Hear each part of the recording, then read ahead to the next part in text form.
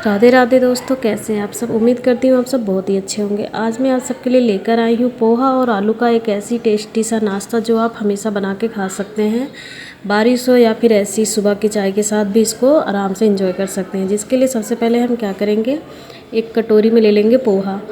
पोहा आपको जितने लोगों के लिए बनाना उस हिसाब से ले लीजिए। उसके बाद इसमें हम थोड़ा सा पानी डाल के पोहे को अच्छे से धो लेंगे। जो इसमें की थोड़ी गंदगी है ना, वो निकल जाए और थोड़ा पोहा फूल भी जाए। ज़्यादा देर के लिए इसको भिगोना नहीं है, बस हल्के हाथों से इसको धो के पानी तुरंत निकाल देना है।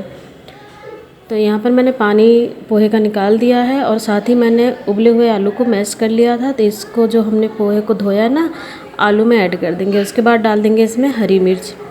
2 मीडियम साइज़ के प्याज को बारीक काट के डालेंगे। यहाँ पर हम डाल देंगे थोड़ा सा गरम मसाला, भुना हुआ जीरा पाउडर, लाल मिर्च का पाउडर और यहाँ पर थोड़ा सा धनिया पाउडर डाल देंगे। सफ़ेद तिल डालेंगे। यहाँ पर डाल देंगे स्वाद अनुसार नमक डालने के बाद इन सबको अच्छे से मिला लेंगे। सारा मिक्सर अच्छे से मिक्स होना चाहिए ताकि जो हल्दी नमक मिर्च है ना जगह जगह पहुँच जाए और आलू और हमारा जो पोहा है प्याज अच्छे से मिक्स हो जाए।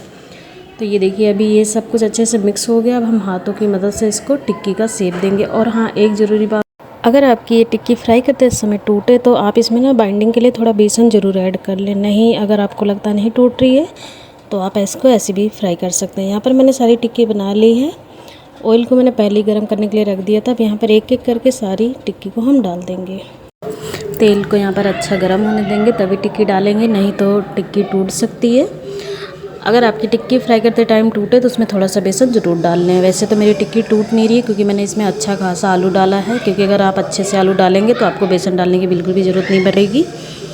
तो अभी एक तरफ से ये अच्छे से पक गई है, दूसरी तरफ इसको पलट के अच्छे से कुरकुरी होने तक फ्राई करेंगे। देखिए इस तरह से। यहाँ पर मैंने गैस का फ्लेम थोड़ा धीमा कर दिया ताकि ये धीरे धीरे पक जाए अच्छे से। और जब ये अच्छे से पक जाएगी तो इसको अच्छे से उलट पलट देंगे। और यहाँ पर हमारी टिक्की बहुत ही ज़्यादा अच्छी तरीके से फ्राई हो गई है। अब हम इसको निकाल लेंगे। तो ये देखिए फ्रेंड, हमारी टिक्की फ्राई हो चुकी है। और सेम इसी प्रोसेस से सारी टिक्की फ्राई करके तैयार कर लेंगे। तो यहाँ पर हमारी बहुत ही मज़ेदार कुरकुरी क्रिस्पी और स्वादिष्ट टिक्की बनके रेडी है। आप इसको चाय के साथ खाइए या फिर चटनी के साथ खाइए, दोनों के साथ ये खाने में बहुत ही ज़्यादा अच्छी लगती है और खाने में भी बहुत ही ज़्यादा टेस्टी है।